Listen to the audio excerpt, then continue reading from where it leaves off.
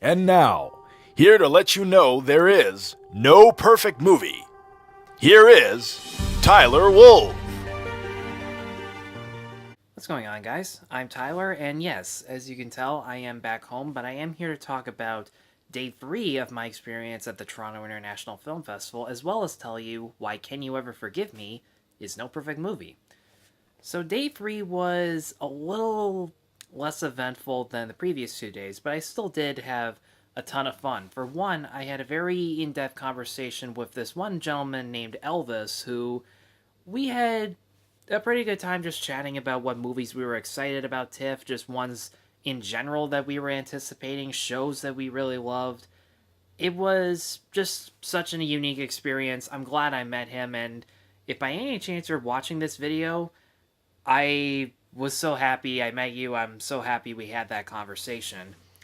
But the most exciting event going to this movie for me was just the fact that it was another world premiere that I went to, which, again, I was not expecting because it was already a few days in, but Melissa McCarthy was there, Richard E. Grant, the producers, the director, they were all so happy to be there. I was this close to McCarthy at one point in the lobby when they were taking pictures.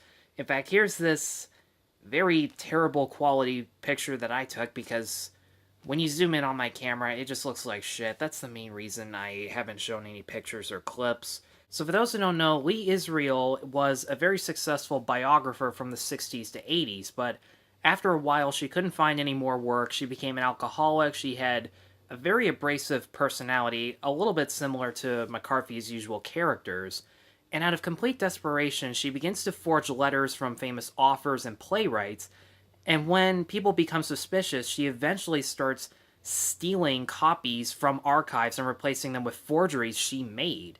And the movie not only tells the tale about how she pulled that off to begin with, but also the very close friendship that she had with an accomplice played by Richard E. Grant. I really didn't know that much about this movie or the real life story going in, but when I heard about the type of crime that Lee Isreal committed, it felt unique because when I usually see true life crime movies, it doesn't really do that much for me because it's the same type of stuff. Their criminal activity involves very over the top violence that you would see in a gangster movie, and just the fact that these characters sell themselves out just for the wealth and excess. And after a while, I feel like this genre, after Scorsese anyways, has become very oversaturated.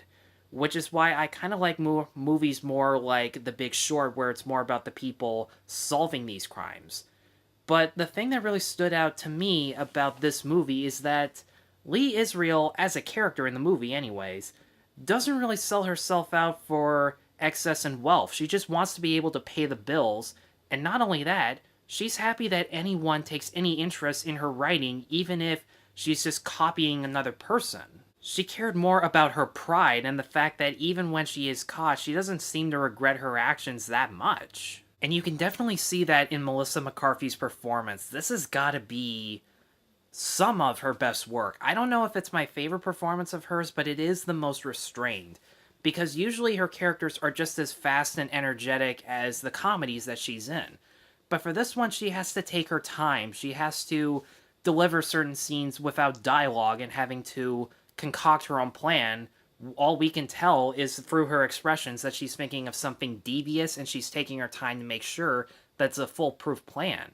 And she does an excellent job from beginning to end. There are a few Melissa McCarthy moments where she does curse, she does make herself to be a very obscene woman, but it actually fits the more dramatic aspect of the movie because, as I said, she's a very isolated woman, and when we learn more secrets about her personal life, we can understand why she decides to keep this little shell around herself. And whenever she does seem to include anyone in her life, it usually leads to disappointment and she regrets it instantly.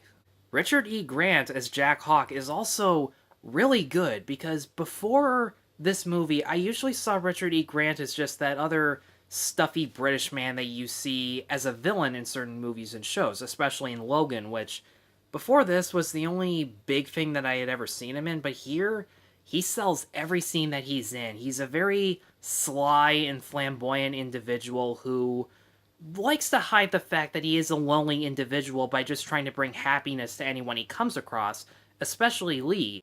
And one thing that I didn't know about Lee Isreal going in was that she was gay, and so is Jack Hawk, and the movie very subtly touches on the fact that this was a time period back in 91 where it was the AIDS crisis and people were very cautious about revealing their sexuality to other people.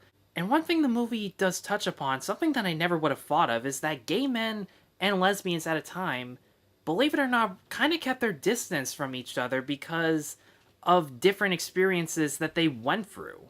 Even though they do share this very big secret, the men kind of have a bit of a higher status because they're still men. Jack is very open about who he is. He doesn't hide the fact that he's trying to hit on another man and try to take him home. While Lee, when she experiences a bit of a romance with this woman who she's selling to, she never even tries to connect with her just on that level because she knows not only is it hard for her to do in public at the time, but because of past experiences, she's afraid that it'll lead to disappointment.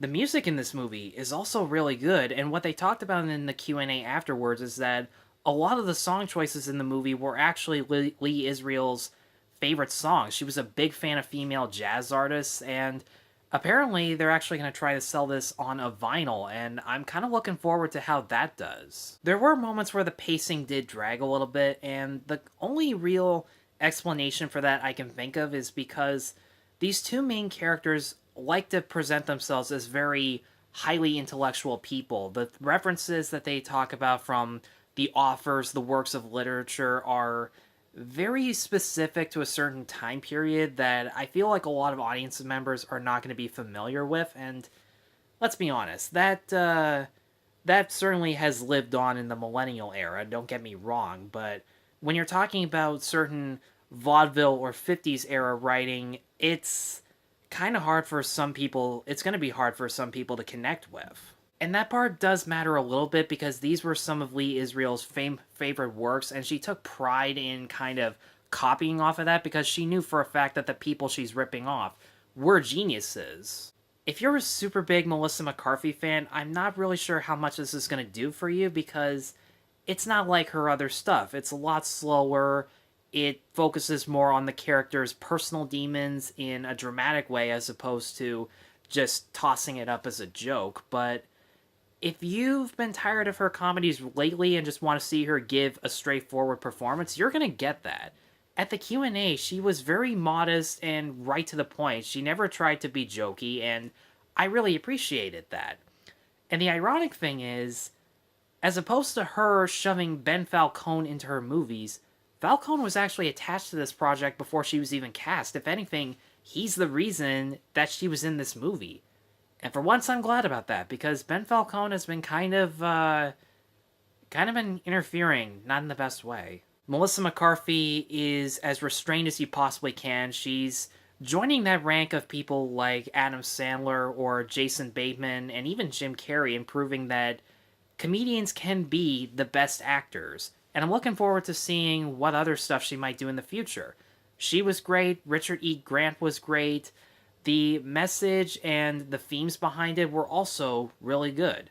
And for that reason, I'm going to give Can You Ever Forgive Me a 4 out of 5. Guys, thanks as always for watching, and just letting you know, I am going to take a break from doing TIFF reviews because I'm back home, I got to go back to work, but this upcoming weekend, I will have reviews for Old Man and the Gun, Boy Erased, and First Man, and I'm very excited to see those. So, thank you once again for watching, and Caleb, tune us out. Be sure to like, subscribe, and stay tuned for more No Perfect Movie reviews.